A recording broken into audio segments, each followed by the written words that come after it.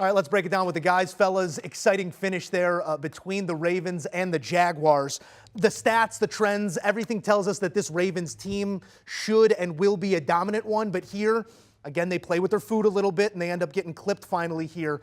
What do you make of this performance here? Because, again, everything, Tyler, we're told is that this Ravens team is great. The stats tell us they're dominant. Why haven't they been dominant thus far?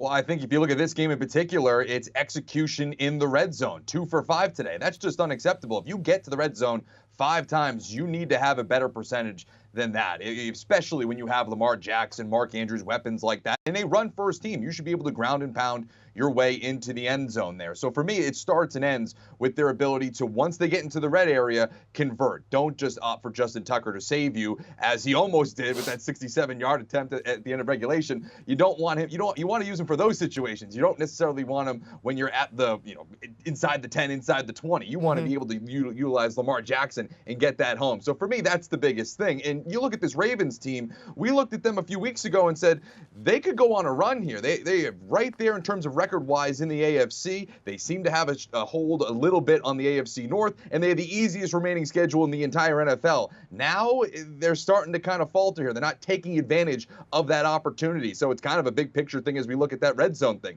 They're not taking advantage of their opportunities that they have in front of them, and that's what results in losses here.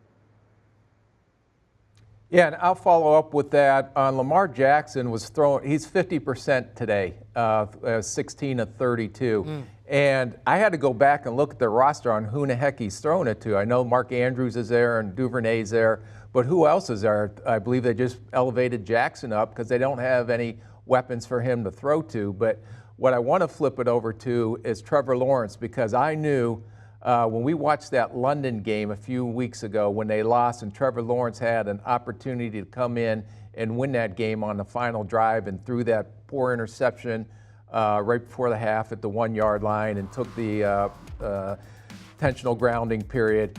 He came back today and showed that this is why they drafted him as the #1 overall pick, and he has evolved under Doug Peterson through this year and continues to get better. And I think this is a signature game for him, not only to bring the team from behind, but for him to make some clutch throws, to throw that 2-point conversion to win at the end of the game. I know they missed a 67-yard field goal, but the evolution of Trevor Lawrence, they may get on a little run here, not good enough to get to the playoffs.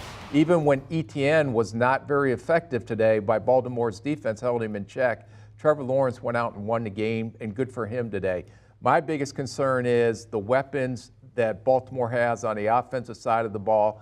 Lamar Jackson could beat you with his legs, but can he beat you with his arm? Yeah, you trade away Hollywood Brown there for picks and positioning, and here they are with a little bit of a dearth of offensive firepower on the outside. But as you said here for Jacksonville, a major stone for Trevor Lawrence and this team to build upon. They're sitting at 4-7 right now, guys, but a positive point differential. And I know we can frame this a million different ways to say a million different things, but as you take stock of who the Jacksonville Jaguars are right now, Tyler, ahead of schedule, behind schedule, right on schedule, how are you feeling about Jacksonville at 4-7? Yeah, I would put them right on schedule. Again, if this was a team that all of a sudden was starting to contend in the AFC South, you'd say, oh, wow, okay, they're sprouting a little bit early here.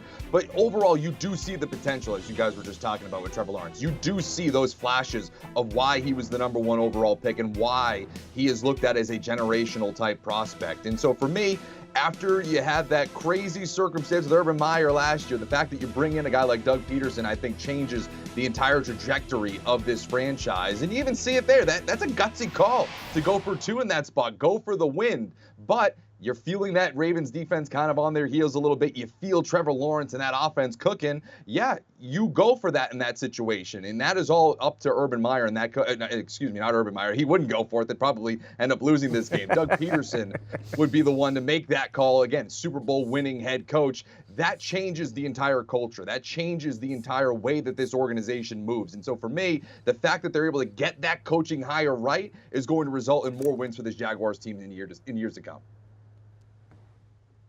Yeah, and just following up, I was down there at training camp, and you can tell the energy and excitement these players had from what they had last year under Urban Meyer, and the way that Doug Peterson treated them as professionals, and those guys were buying in to what Doug Peterson was selling and his coaching staff. I think, like I said, they may be a year or two away before they get into serious consideration about being a contender in the AFC, but you see it building and taking steps forward each week in the right direction.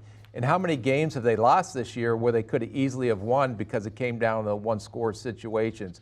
So I think as they continue to evolve, I think as that culture continues to change and go in the right direction, they've done a great job bringing in players. They have good players, but they don't have like great playmakers, Pro Bowlers on the outside to help Trevor Lawrence. But when Trevor Lawrence plays like this, it tells you that this franchise has a chance to be pretty special down the road. Do you want a sports network that delivers everything that matters about the game? The highlights, the picks, the instant analysis, no yelling, no fake debates, no politics. Hit the subscribe button and never miss a moment.